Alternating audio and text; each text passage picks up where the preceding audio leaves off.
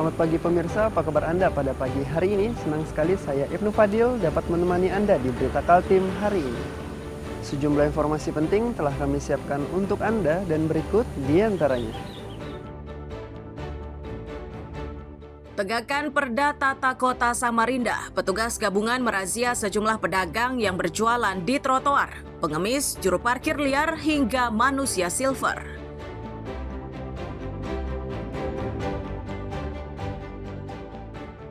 Warung sembako di Tarakan terbakar sehingga pemiliknya jatuh pingsan.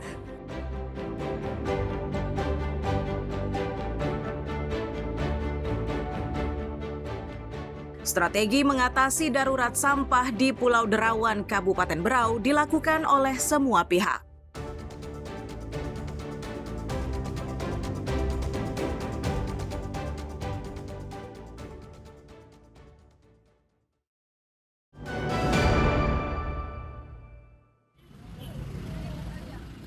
Pedagang yang menempatkan kursi-kursinya di trotoar kawasan APT Pranoto tidak lagi bisa berkutik saat peralatannya diangkut oleh petugas gabungan. Tindakan tegas itu diberikan karena pedagang tersebut dinilai melanggar peraturan daerah tentang tata kota Samarinda. Di lokasi lainnya, petugas juga mengamankan sejumlah anak jalanan, gelandangan, pengemis, juru parkir liar, termasuk manusia silver.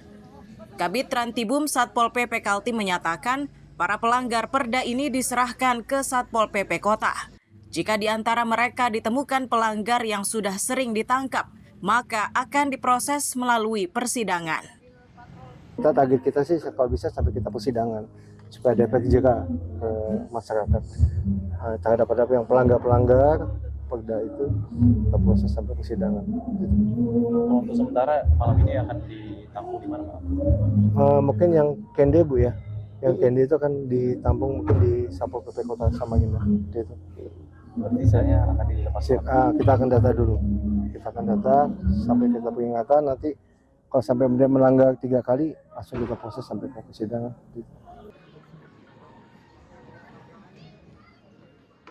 Sementara Kasat Pol PP Samarinda menegaskan pada kegiatannya kali ini sebanyak 12 orang yang diamankan. Terkait penertiban pedagang kaki lima, Satpol PP mengaku tindakan tersebut dilakukan setelah mereka menerima aduan dari warga.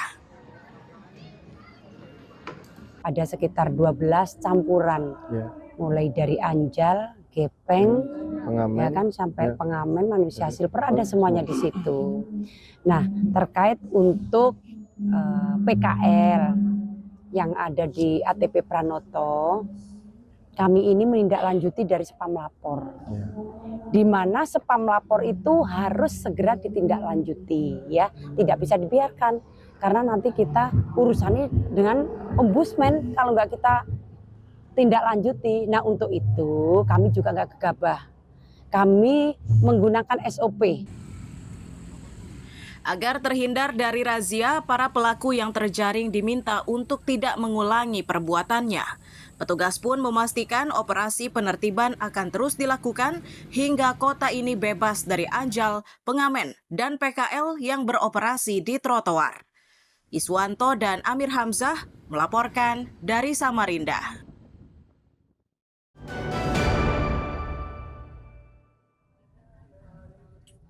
Video amatir yang menunjukkan kecelakaan tak terduga dari kendaraan roda 2 berjenis trail yang dikendarai Ahmad Fadil menerjang pengendara roda 2 dari arah berlawanan. Peristiwa ini menyebabkan pengendara motor bebek atas nama Ari Geri tewas. Pihak Satlantas Polresta Balikpapan memastikan penanganan perkara laka lantas ini ditangani secara serius. Saat ini Ahmad Fadil telah ditetapkan menjadi tersangka karena dianggap lalai dalam berkendara. Bahkan akibat kelalaiannya ini, Ahmad Fadil kini terancam hukuman 6 tahun penjara.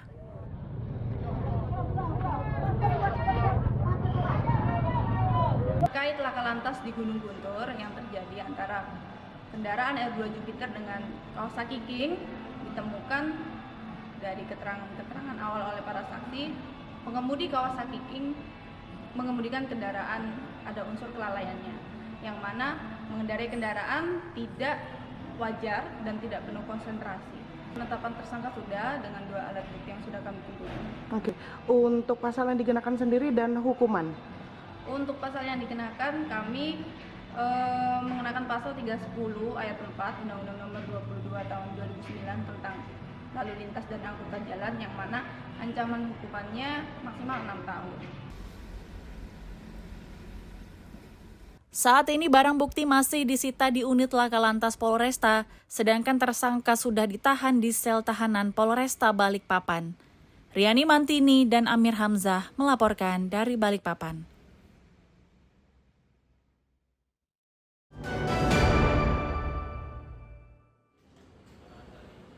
Kelanjutan dugaan penganiayaan terhadap asisten advokat yang dilakukan polisi saat melakukan pengamanan demo di depan kantor DPRD Kaltim pada 1 September 2025 lalu masih bergulir. Pihak Propam Polresta Samarinda yang menyelidiki perkara tersebut berhasil mendapatkan kesimpulan. Mereka memastikan pelaku penganiayaan kepada asisten advokat itu bukan dari Polresta Samarinda. Saat ini mereka masih terus bekerja untuk mengungkap identitas para pelaku.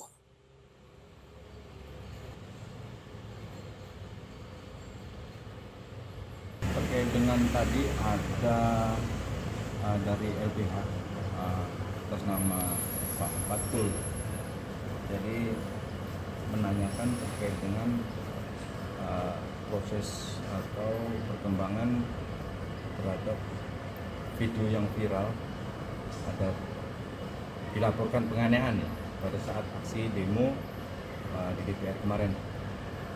Pada dasarnya setelah kami telusuri dengan video tersebut, itu saya pastikan bahwa bukan anggota dari Polresta Samarinda. Sementara itu, Ketua Lembaga Bantuan Hukum Samarinda Fathul Huda Wiyas Hadi meyakini jika dari video yang ia lihat pelaku penganiayaan itu berasal dari Polda Kaltim.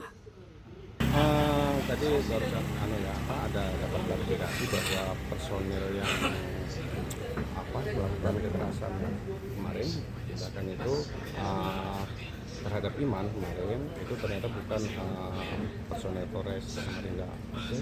Jadi ini adalah personel Polda. Di awal kita juga sudah mengidentifikasi, kita juga